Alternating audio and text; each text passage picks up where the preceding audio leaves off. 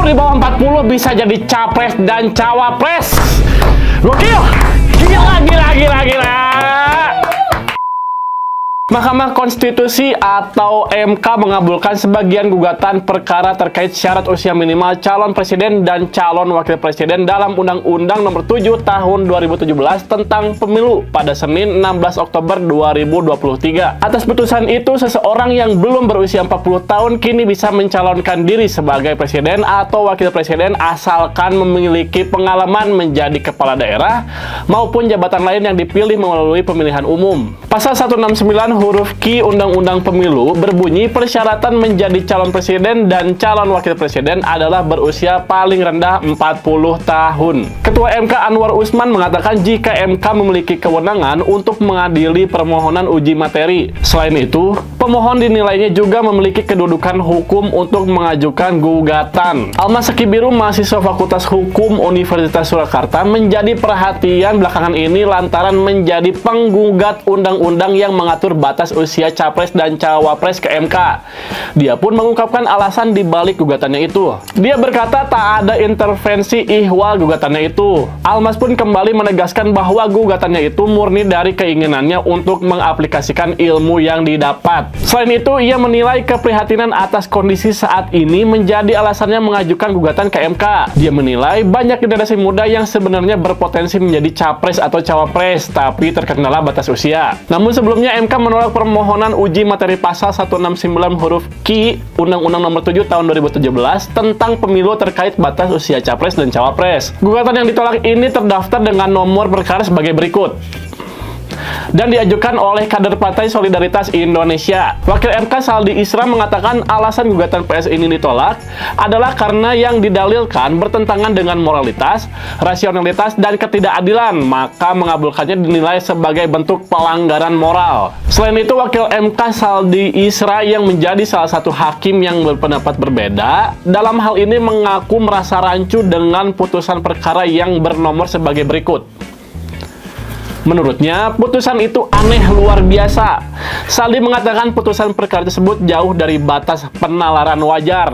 MK seakan berubah pendirian dalam sekejap. Kemudian Presiden Joko Widodo menanggapi pertanyaan mengenai putra sulungnya, Gibran Rakabuming Raka, yang digadang-gadang akan maju sebagai bakal calon wakil presiden pada pemilu 2024 mendatang. Jokowi pun menjawab hal itu dengan menyatakan bahwa persoalan mengenai pasangan capres dan cawapres berada di ranah politik. Oleh karenanya, ia meminta persoalan tersebut langsung ditanyakan kepada partai politik. Orang nomor satu di Indonesia itu pun menyatakan dirinya tak ikut terlibat dalam urusan bakal calon presiden dan cawapres. Sekretaris Jenderal PDI Perjuangan Hasto Kristianto membeberkan reaksi ketua umum partainya yaitu Megawati Soekarno Putri. Dengan putusan itu, peluang Wali Kota Solo Gibran Rakabuming yang juga kader PDI menjadi cawapres semakin terbuka lebar. Terlebih, putra sulung Jokowi itu kerap digadang jadi kandidat kuat pendamping Prabowo Subianto di Pilpres 2024. Menurut Hasto, Megawati menanggapi putusan itu dengan santai. Bahkan, Megawati tetap menjalankan kegiatan partai dengan memimpin peresmian 24 kantor baru di tingkat daerah. Nah, dari kejadian ini, pasti masyarakat Indonesia juga cukup dibikin kaget ya dengan apa yang telah diputuskan oleh MK kemarin soal batas usia capres dan cawapres. Dan beberapa dari masyarakat juga bilang kalau hal ini syarat akan kepentingan politik. Nah, jangankan kita masyarakat biasa, bahkan Wakil Ketua MK Pak Saldi Isra yang udah selama 6,5 tahun jadi hakim konstitusi aja ngerasa aneh luar biasa sama keputusan ini. MK seakan berubah pendirian dalam sekejap setelah adik ipar Jokowi, yaitu Bapak Anwar Usman, ikut rapat. Padahal sebelumnya 6 hakim sudah menolak putusan pada perkara gelombang pertama, di mana pada saat itu Pak Anwar Usman ini tidak ikut memutuskan. Tapi tiba-tiba dalam putusan gelombang kedua, Pak Anwar ini ikut memutus dalam perkara tersebut dan turut mengubah posisi para hakim yang dalam gelombang pertama menolak menjadi mengabulkan. Waduh,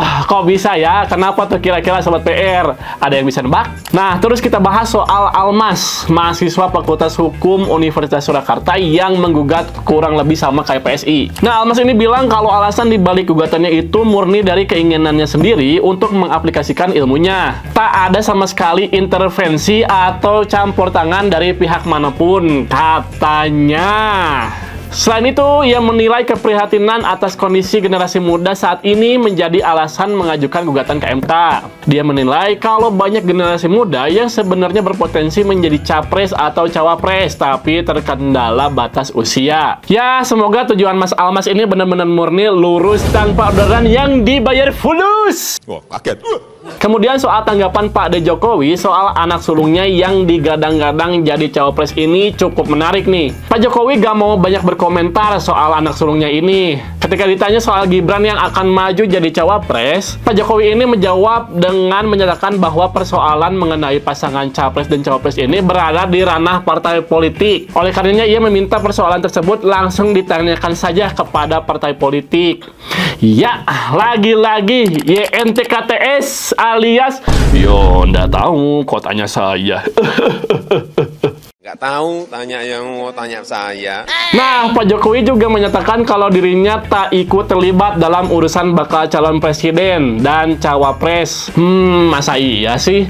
Bukan masalah urusan capres-cawapresnya aja sih sebenarnya. Tapi kan masa Gibran ini kan anak bapak nih. Terus pasti ada meureun ngobrol-ngobrol wae mah. Minimal di grup WA keluarga, betul tidak Pak? Kan Bapak juga anggota partai politik, bukan?